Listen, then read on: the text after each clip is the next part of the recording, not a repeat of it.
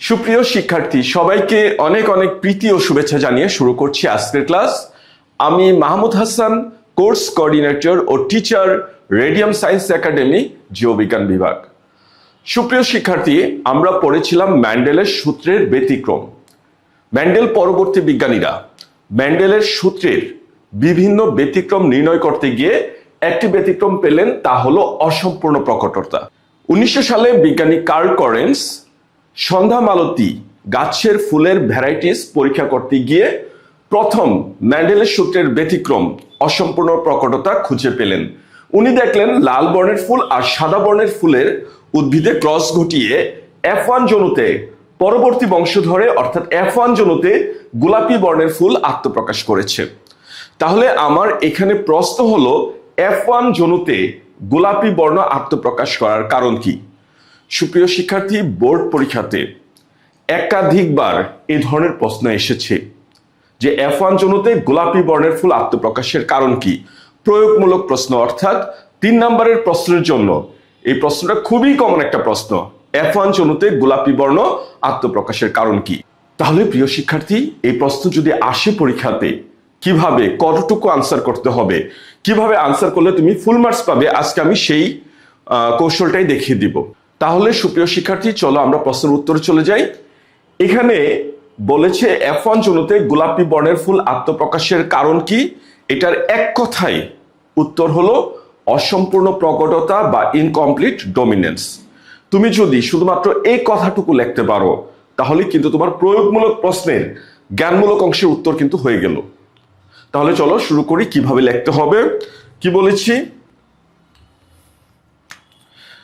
উদ্দীপক অনুসারে F1 জনুতে গোলাপি বর্ণের ফুল আত্মপ্রকাশের কারণ হলো অসম্পূর্ণ প্রকটতা। তাহলে প্রিয় শিক্ষার্থী, তুমি যদি এই অসম্পূর্ণ প্রকটতা এইটুকু লিখতে পারো, তাহলে তোমার কিন্তু প্রথম অংশের উত্তর হয়ে গেল। তাহলে অসম্পূর্ণ প্রকটতা কি? আগে চলো এখানে কি হওয়ার কথা ছিল আমরা এটা সম্পর্কে জানি। ম্যান্ডেল বলেছিলেন, জোড়া বিপরীত ধর্মী বৈশিষ্ট্যের জীবে ক্রস ঘটানো হলে পরবর্তী বংশধর বা F1 জনুতে যে কোনো একটি বৈশিষ্ট্য আত্মপ্রকাশ পাবে। লাল এবং সাদা জোড়া বিপরীত ধর্মী ফুল, তাদের মধ্যে আমরা যদি ক্রস ঘটাই, এই উদ্ভিদ দুটির মধ্যে যদি আমরা ক্রস ঘটাই, পরবর্তী বংশধর অর্থাৎ F1 জনুতে যে কোনো একটি বৈশিষ্ট্য আত্মপ্রকাশ করবে, আর যে বৈশিষ্ট্য আত্মপ্রকাশ করবে তাকে বলা হয় প্রকট বৈশিষ্ট্য। তাহলে এখানে লাল আর সাদার মধ্যে ক্রস ঘটিয়ে যে কোনো একটি আত্মপ্রকাশের কথা ছিল। তাহলে ধরে নিতাম, মনে করো লাল বর্ণ আত্মপ্রকাশ পেল, তাহলে বলতাম এই লাল বর্ণটা হলো প্রকট আর সাদা বর্ণটা হলো প্রচ্ছন্ন বৈশিষ্ট্যের। তাহলে লাল বর্ণের কিন্তু আত্মপ্রকাশ করার কথা ছিল, কিন্তু এক্ষেত্রে তা হয়নি। এক্ষেত্রে তার ব্যতিক্রম ঘটনা ঘটেছে, আর সেই ব্যতিক্রমটাই হলো অসম্পূর্ণ প্রকটতা। তাহলে চলো এই কথাগুলো আমরা লিখে নিব। তাহলে কি বলেছি? জোড়া বিপরীত ধর্মী বৈশিষ্ট্যের জীবে ক্রস ঘটানো হলে ম্যান্ডেলের সূত্র অনুযায়ী আমরা জানি, জোড়া বিপরীত ধর্মী বৈশিষ্ট্যের জীবে ক্রস ঘটানো হলে পরবর্তী বংশধর বা F1 জনুতে যে কোনো একটি বৈশিষ্ট্য আত্মপ্রকাশ করে। যে কোনো, আর যে বৈশিষ্ট্য আত্মপ্রকাশ করে তাকে বলা হয় প্রকট বৈশিষ্ট্য। তাহলে সুপ্রিয় শিক্ষার্থী, এই ধরনেরই হওয়ার কথা ছিল যে জোড়া বিপরীত ধর্মী বৈশিষ্ট্যের জীবে ক্রস ঘটানো হলে পরবর্তী বংশধর বা F1 জনুতে যে কোনো একটি বৈশিষ্ট্য আত্মপ্রকাশ করে, আর যে বৈশিষ্ট্য আত্মপ্রকাশ করে তাকে বলা হয় প্রকট বৈশিষ্ট্য। কিন্তু এক্ষেত্রে কি তা হয়েছে? এক্ষেত্রে তো তা হয়নি। এক্ষেত্রে যে কোনো একটি বৈশিষ্ট্য কিন্তু আত্মপ্রকাশ করেনি, এখানে উভয় বৈশিষ্ট্যের মাঝামাঝি বৈশিষ্ট্য আত্মপ্রকাশ করেছে। তাহলে আমরা বলবো কিন্তু এক্ষেত্রে তা ঘটেনি। কিন্তু এক্ষেত্রে তা ঘটেনি, এতে অসম্পূর্ণ প্রকটতার ঘটনাটি ঘটেছে। অসম্পূর্ণ প্রকটতার ঘটনাটি ঘটেছে। তাহলে চলো শিক্ষার্থী, আমরা এখানে অসম্পূর্ণ প্রকটতার সংজ্ঞাটি আগে দিয়ে নিই। অসম্পূর্ণ প্রকটতা,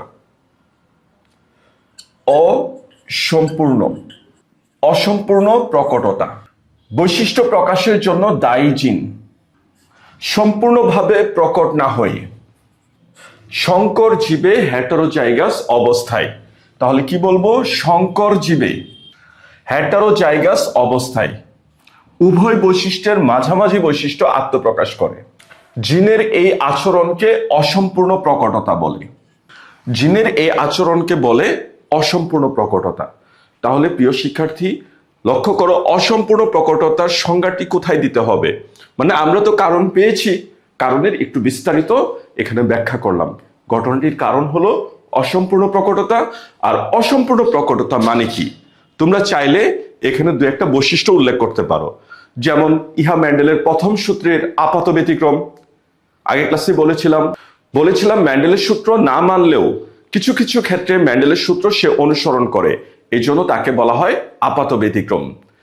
এক্ষেত্রে ফিনোটাইপিক অনুপাত না মিললেও কিন্তু জিনোটাইপিক অনুপাত মিলে যায়। তাহলে এই কথাই তুমি বলো পরবর্তী পয়েন্টে, যেতে মেন্ডেলিয়ান ফিনোটাইপিক অনুপাত 3:1 এর পরিবর্তে 1:2:1 রূপ নেয়। তাহলে কি বললাম? যে এখানে ফিনোটাইপিক অনুপাত না মিললেও জিনোটাইপিক অনুপাত মিলে যায়। জিনোটাইপিক অনুপাত কিন্তু 1:2:1ই থাকে, এবং এর জন্য দায়ী জিনকে বলা হয় ইন্টারমিডিয়েট জিন। তুমি চাইলে এই তথ্যগুলো দিতে পারো এখানে। তাহলে বললাম ঘটনাটির কারণ হলো অসম্পূর্ণ প্রকটতা। এবার চলো আমরা শেষের অংশটি, অর্থাৎ এখানে যে গোলাপি বর্ণের ফুল পেয়েছি সে ফুলের জন্য জিনোটাইপ কি হবে, চলো আমরা সেই অংশে চলে যাই। তাহলে আমরা কিভাবে এটা নির্ণয় করব?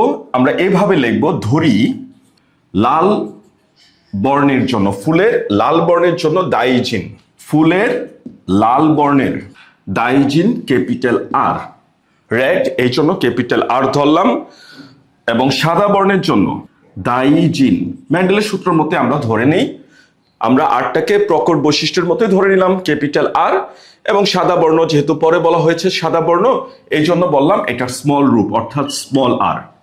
সুতরাং লাল এবং সাদা বর্ণের জন্য দায়ী ফুলে জিনের জিনোটাইপ হবে ক্যাপিটাল আর ও স্মল আর। সুতরাং লাল ও সাদা বর্ণের ফুলের দায়ী জিনের জিনোটাইপ যথাক্রমে ক্যাপিটাল আর ও স্মল আর।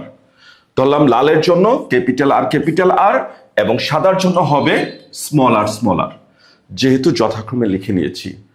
তাহলে এদের মধ্যে যদি আমরা ক্রস ঘটাই তাহলে কি বলবো? কিছুই না, এই ক্ষেত্রে এভাবে বলে শুরু করে দিব। এই ক্ষেত্রে ফিনোটাইপ লিখবো লাল বর্ণ। তাহলে কি বললাম? এই ক্ষেত্রে লাল বর্ণ ক্রস সাদা বর্ণ, ফুলের সাদা বর্ণ। তাহলে এই বৈশিষ্ট্য আমরা বাইরে থেকে দেখছি, একে আমরা বলবো ফিনোটাইপ। যার জিনোটাইপ হবে, আমি তো আগেই লিখে নিয়েছি, যার জিনোটাইপ হবে ক্যাপিটাল আর আর এই পাশে হবে স্মল আর। তাহলে একে বলছি জিনোটাইপ। তাহলে লক্ষ্য করো এখান থেকে কয় ধরনের গ্যামেট পাওয়া যাবে? এক ধরনের ক্যাপিটাল আর এখান থেকে কয় ধরনের? এক ধরনের স্মল আর, এবং দুইটি মিলে যখন জাইগোট তৈরি করবে তখন হবে ক্যাপিটাল আর স্মল আর যার ফিনোটাইপ হবে এখানে বলেই দিয়েছে, ফিনোটাইপ হবে কি বর্ণের? গোলাপি। তাহলে আমরা ফিনোটাইপ পেলাম আর জিনোটাইপ পেলাম। আমরা জিনোটাইপ পেয়েছি ক্যাপিটাল আর স্মল আর, জিনোটাইপ, আর যার ফিনোটাইপ হলো গোলাপি বর্ণটা কি? বাহ্যিক প্রকাশিত বৈশিষ্ট্য ফিনোটাইপ। তাহলে শিক্ষার্থী লক্ষ্য করো, আমরা কিন্তু পরীক্ষার যে প্রশ্ন কিন্তু আমরা উত্তর পেয়ে গেলাম। F1 জনুতে গোলাপি বর্ণের আত্মপ্রকাশের কারণ কি?